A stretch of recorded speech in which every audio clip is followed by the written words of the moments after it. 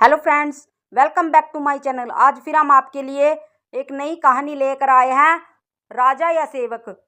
मिथिलावती नाम की एक नगरी थी। उसमें गुणादीप नाम का एक राजा राज करता था। उसकी सेवा करने के लिए दूर देश से एक राजकुमार आया। वह बारंबार कोशिश करता रहा, लेकिन राजा से उनकी भेंट न हुई। जो कुछ वह अपने साथ लाया था वह सब बराबर हो गया। एक दिन राजा शिकार खेलने चला। राजकुमार भी साथ हो लिया। चलते चलते राजा एक वन में पहुंचा। वहां उसके नौकर चाकर बिछुड़ गए। राजा के साथ अकेला वह राजकुमार रह गया। उसने राजा को रोका। राजा ने उसकी ओर देखा तो पूछा, तू इतना कमजोर क्यों हो रहा है? उसने कहा, इसमें मेरे कर्म का दोष है। मैं जिस राजा के पास रहता हूँ वह हजारों को पालता है, पर उसकी निगाह मेरी ओर नहीं जाती। राजन, 6 बातें आदमी को हला करती हैं। खोटे नर की प्रीति, बिना कारण हंसी, स्त्री से विवाद, असज्जन स्वामी की सेवा, गधे की सवारी और बिना संस्कृत की भाषा। और ये राजा, ये 5 चीजें आदमी के पैदा होते ही विधाता उसके भाग्य में लिख देता है।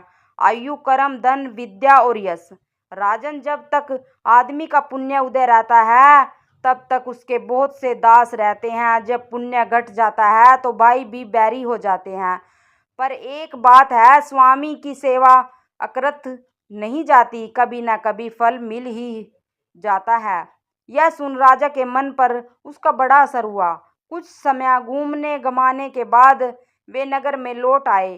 राजा ने उसे अपनी नौकरी में रख लिया। उसे बढ़िया बढ़िया कपड़े और गहने दिए। दिन राजकुमार किसी काम से कहीं गया।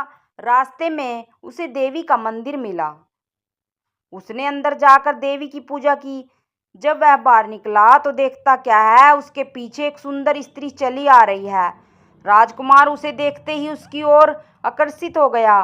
स्त्री ने कहा, पहले तुम कुंड में स्नान कर आओ, फिर जो कहोगे सो करूंगी। इतना सुनकर राजकुमार कपड़े उतारकर जैसे ही कुंड में घुसा और गोता लगाया कि अपने नगर में पहुंच गया। उसने जाकर राजा को सारा हाल कह सुनाया। राजा ने कहा, यह अचरज मुझे भी दिखाओ। दोनों घोड़ों पर सवार होकर देवी के मंदिर पर आए। अंदर जाकर दर्शन किए और जैसे ही बाहर निकले कि वह स्त्री प्रकट हो गई। राजा को देखते ही बोली, महाराज, मैं आपके रूप पर मुग्ध हूँ। आप जो कहेंगे वही करूंगी। राजा ने कहा, ऐसी बात है तो तू मेरे इस सेवक से विवाह कर ले। स्त्री बोली, यह नहीं होने का, मैं तो तुम्हें चाहती हूँ। राजा ने कहा, सज्जन लोग जो कहते हैं उसे निभाते हैं, तुम अपने वचन का पालन करो। इसके बाद राजा ने उसका विवाह अपने सेवक से करा दिया। इतना कहकर बेताल बोला, हे राजन, यह बताओ कि राजा और सेवक दोनों में से किसका काम बड़ा हुआ?